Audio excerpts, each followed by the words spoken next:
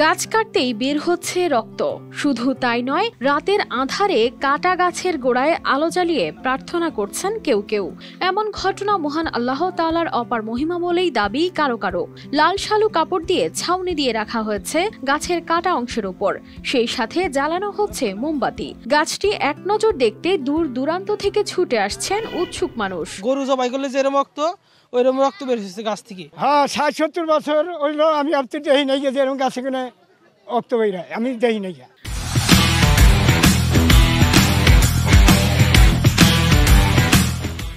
ঘটনাটি টাঙ্গাইলের ভুয়াপুর উপজেলার আমুলা গ্রামে। গ্রামের বাসিন্দা আব্দুল বারেক কয়েকদিন আগে তার একটি ইউক্যালিপটাস গাছ ৬৬,০০০ টাকায় বিক্রি করেন স্থানীয় কাঠ ব্যবসায়ী বিল্লাল হোসেনের কাছে। এরপর শ্রমিকরা গাছটি কাটতে শুরু করলে দেখা যায় গাছের ভেতর থেকে বের হচ্ছে রক্তের মতো লাল তরল।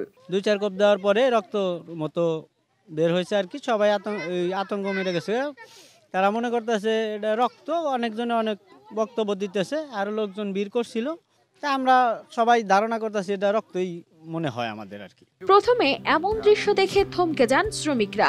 অনেকেই বলছেন দীর্ঘদিন গাছ কাটার কাজ করলেও এমন অদ্ভুত কিছু তারা আগে কখনো দেখেননি। ২-৩টা কোপ দেওয়ার বাদে রক্তগুলো বের হওয়া নিল। মানুষজন হাতাম করে মানুষ হ্যাগমিতে আশা ধরলো।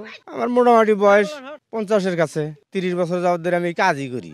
মোটামুটি এরকম ধারণা কোনো দেখি নেই যে এইভাবে না বাইরে গাছ কাটলে রক্ত বাইরে।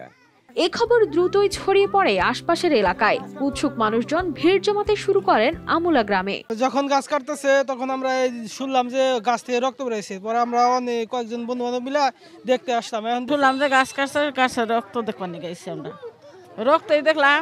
কারো দাবি এটি অলৌকিক ঘটনা, আবার কারো কারো দাবি এটি হয়তো কোনো প্রাকৃতিক বৈশিষ্ট্যের কারণে হচ্ছে। এটি রক্ত নয় বরং গাছের কষ। সকাল থেকে এই গাছটা কাটছে, সব লোকজন এই দেখতে আছে ব্যাগ কে রক্ত, কিন্তু আমি দেখতেছি এটা হইলো গাছের কষ। আমার কিন্তু এটা মনে রক্ত না, এটা হলো যে গাছটা অনেক পুরনো হয়ে গেছে। এই গাছের দিকে হয়তো আমরা কষ জাতীয় যেরকম, এটা কষ্ট আস্তে আস্তে বাড়তে দিয়ে রক্ত লাল আঠা জাতীয় হয়ে গেছে, রক্ত না এটা। ইউক্যালিপটাস গাছ থেকে সাধারণত লাল কষ বের হওয়ার কোনো প্রাকৃতিক বৈশিষ্ট্য না থাকলেও মাটির খনিজ উপাদান, ছত্রাক বা ব্যাকটেরিয়ার কারণে কষের রং পরিবর্তিত হয়ে লালচে রঙের হতে পারে। এছাড়া কিছু গাছ যেমন ব্লাডউড ট্রি স্বাভাবিকভাবেই লাল কষ নিঃসরণ করে। তবে এই ঘটনায় নিশ্চিতভাবে জানার জন্য বিজ্ঞানসম্মত তদন্ত প্রয়োজন বলে দাবি স্থানীয়দের। News desk, RTV।